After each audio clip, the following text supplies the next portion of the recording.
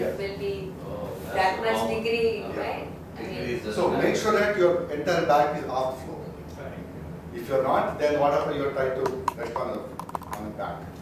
Your back should be, and if you tend to keep too much wide, then your back is going down. So you want to get closer so that, and also your hands parallel to the legs or head to the ground. Okay. So then we did Setu Bandhasana, right? Setu Bandhasana again you can practice in variations how you want to push your hand, and we'll cover it again in detail in the second part. And what else you covered? Vipreet Karni. Right? Vipreet Karni is basically comes under inverted supine. Anything inverted means if your heart is above the head. Vipreet Karni is kind of not really, to some extent it is because legs are away from the floor. It is kind of a starting or introductory portion to the inverted portions. Because first you want to practice Vipreet Karni, then you practice Bhujangasana, and finally Sirsasana. Right? That's how you progress. So the whole idea of Vipreet Karni. Those not Bhujangasana, Sarvangasana. And then Sarvangasana. Then finally you should be able to go into Sarvangasana. The whole idea is Vipreet Karni, you should be able to lift your hip up, right? That's the key thing. And Vipreet Karni helps you to do that, especially if you're not able to do without wall support will help you to do that. We'll cover that. So Vipreet Karni is extensively used in therapeutic yoga, yoga therapy also. So people do that with gastric intestinal disorder, CID, heartburns, ulcer. So and also Vipreet Karni with combination of some of the priyas, that could be a therapeutic, very extensive with therapeutic yoga. So then, did we cover Bhujangasana and Shalvasana last time? Yes. Prone portion, right? Yeah. Okay. Right. Any, and then of course we practice deep relaxation. So Bhujangasana is 3 variations we tried, right? That's what. Yes, Bhujangasana, Yeah, 3 yeah, variations. yeah. Yes, yeah. Bhujangasana is simple with your hands by side, right? 3 variations, right? Yeah, any asana you can make it simple and challenge yourself as you practice deeper, right? First one is Bhujangasana, just raise, but then remove support from hand. First you use hand to position yourself. You can should remove hand, lift. Last one, take one hand back and pull up. The moment you pull, naturally you are pull down, right? Right? The other one is you can go to this also. But normally we don't use it for asana. This is good for dynamic practice because there are a lot of pressure on the lower back. So that's it, then we'll try to rest. This is really good. Okay. And even in Shalvasana also, there are 2 things. One is you put your feet flat on the ground, here you are fine, and just lift. Or you can use mushti and support. And here you give little bit support to legs. But are we raising our head? No, chin, Okay. and this. Oh, yeah. This is. Yeah. The shoulders are right on. Legs straight, toes pointing outwards. Or you can relax your toes also. But when you stretch your toes out, you feel the stretch of the leg. So using the mushti below your thigh, it will give support. You will be able to comfortably stay there. But if you want to challenge yourself, keep your flat on the ground and here the challenge. So you can back both. Right? So those are 2 very popular asanas in prone. Then advanced asana in prone is Dhanurasana.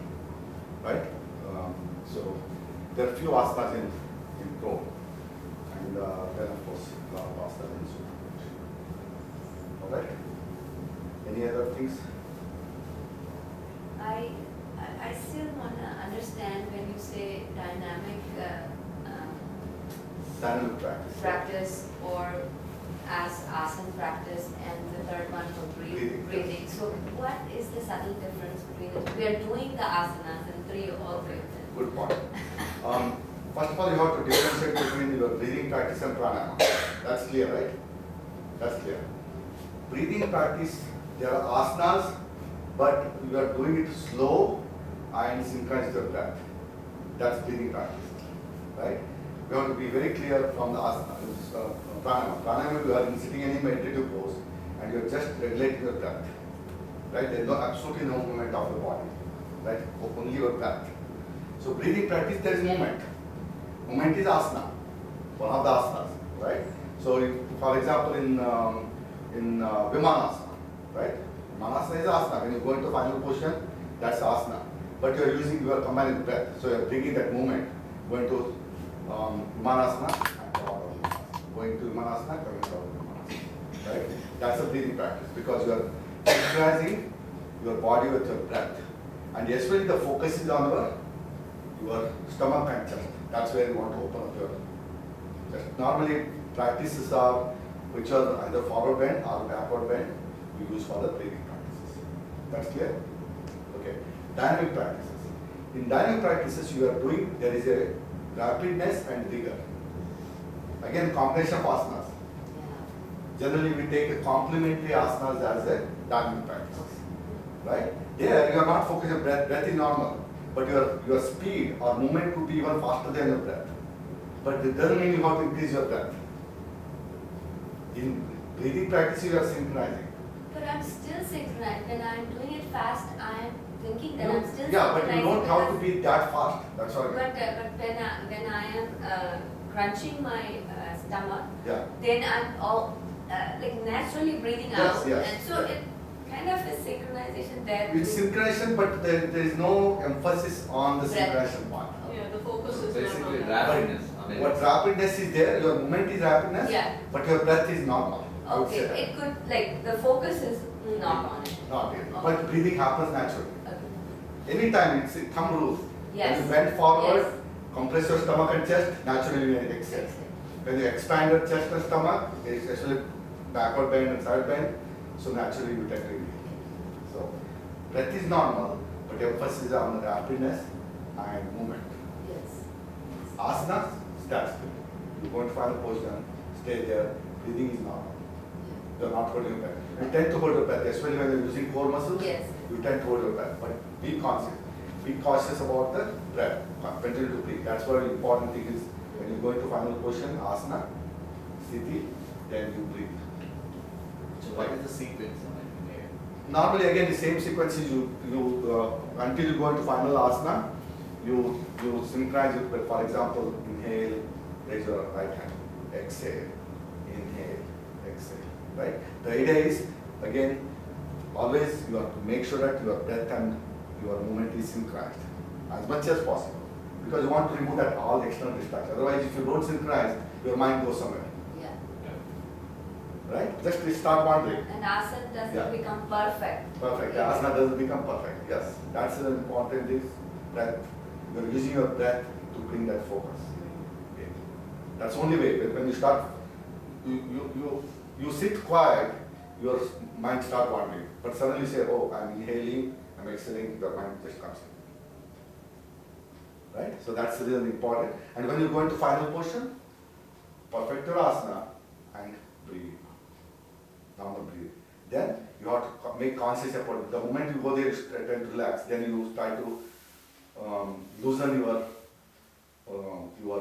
hold on asana. Then again, you bring back. Okay, now I want to stretch some more. Give yourself push. So I think that at the time of the hold, it is important. That is why I 100% think attention. attention to what's happening Happening to your right. body. Feel the stretch in your muscles. Yeah. Feel the stretch in your joints. Yeah.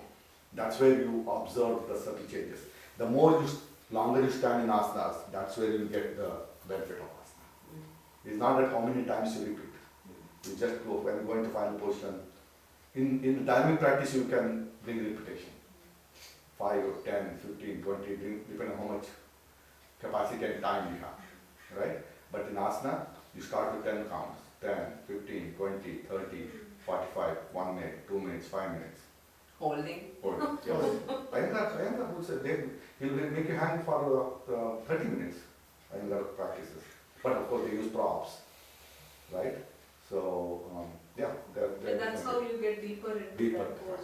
asana is the main thing.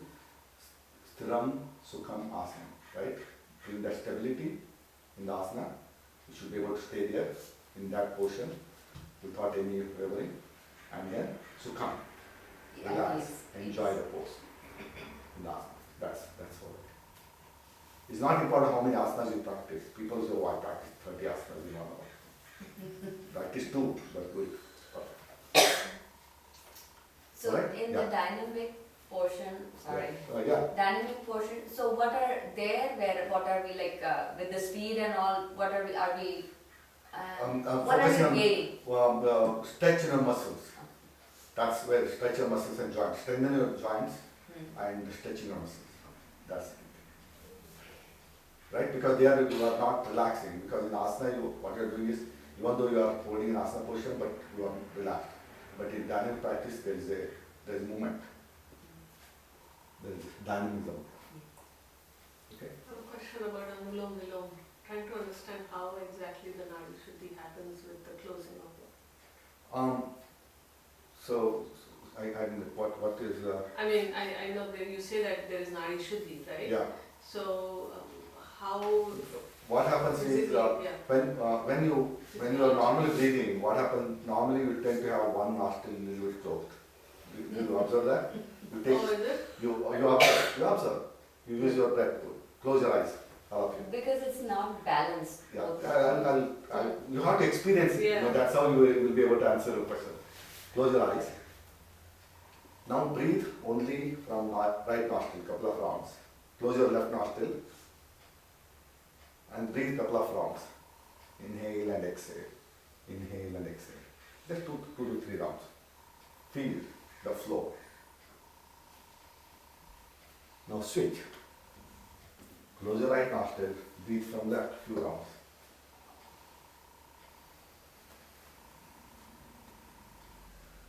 Okay, 2 3 rounds. Now stop practice, open your eyes. Raise your hand. Who felt right nostril was smoother and easy flow? Right nostril. Raise your hand. 1, 2, 3, 4, 5, Also 6. warmer. Yeah, ignore the temperature for now. Your right nostril you felt smooth, right? Easier. Left nostril, rest of you. 50-50 almost, or 60-40. So that means your nadi or your, are you okay? So that means there is imbalance for your breath. So suppose imagine you are breathing entire day. It doesn't mean that way it will stay entire day. You switch. If you are conscious about that, morning you try, afternoon you try, and evening. Then you tend to switch. And that's normal, it's not abnormal. Right? But that means there is a constantly when you are breathing, there is imbalance. Right? So with Nadi Shodhana practice, what you are doing is you are equalizing that. 5 rounds, inhale because you are closing one, and exhale from another one. Inhale, exhale. That means you are giving equal time importance to both nostrils to breathe in, breathe out. So what you are doing is you are forcing balance. Right? And is that happening based on the state of your mind, like where you have been breathing? Well, sometimes it's a your biological this also, right? You know, the blockage or the not easy flow, you tend to switch in the day, right? So that's the reason what you do is with pranayama, you will be able to balance your breath. It's better. And basically what you are doing is you are giving equal time on both nostrils to breathe. Fundamental question. Yeah. I don't know how many of us understand really. What is Nadi? Nadi means your energy channels. That's called Nadi, energy channels. There are zillions of Nadi, right? These are all energy because they carry energy, the flow of energy. It's Okay? imaginary, I mean, it's not physical. No, it is physical. Nadis are physical. They're We nothing have like imaginary. 700 Nadi, 700 not the Nadi in nerves. our body. Yeah. That's what- Yeah. But yogis can recognize that Nadi is not us. We are Flow, just it is flow. focusing on That's three where nadis. it's your core part of your life force.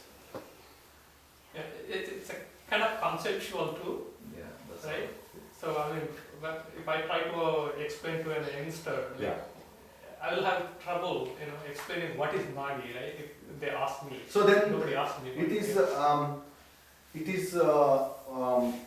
there's no equivalent, Yeah, I'm not a color is- medical Yeah. profession, but I think there might be loose translation, what carries your energy in your body, right? There is something, move the energy, right? So that's what it's not. Of course, blood bring purification, they blood carries the oxygen and, it will give that energy. But nadis are, and they are called energy channels. You can call conceptual or you can, You know, we are talking about the parasympathetic and sympathetic nervous system. yeah, that's more of, Parasympathetic is like, yeah, we are looking but right basically now. it's stimulation relaxed. Okay, so any other questions regarding the practice we did today? Yeah. Any of you? It is clear? It is simple? Right? Okay, we'll take a break. 2 minutes. I think breakfast break, right? 8:30. Yeah, generally, I feel this more when I wake up in the morning. So, Block it, yeah, right? nostril. So, Yeah. yeah, one is stronger. Drink some water. Other than nostril. You okay? Okay. Can we take a break? I'm sitting in the stretch.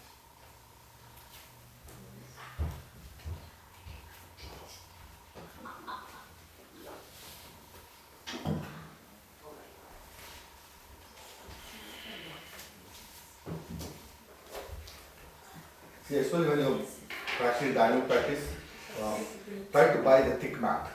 It's very important because nowadays carpets are gone. Many places you generally use hardwood floor or tiles. So you want to give a little bit cushion. So the mat comes in two thickness. So you want to buy a thicker mat. Or you can just bring a blanket, right? So that put blanket on top of that and relax your mind. Sometimes you get cold in winter, then you don't feel like relaxing into deep relaxation, just throw that blanket on yourself. You will feel better. And you blocks in case you need to experience those. But with your kind of dynamic practices, after a couple of rounds, Yeah. then you don't need any blankets. But then what happens is when you do deep relaxation, suddenly body is like Okay. Right. catch the cold. Because the body is relaxed. Yeah. It feels too cold, but here it's warm. So, dynamic poses on supine pose. The hard floor is better or the Supine, for supine, I was feeling that hard is better on the yeah, whatever, as long as you know what was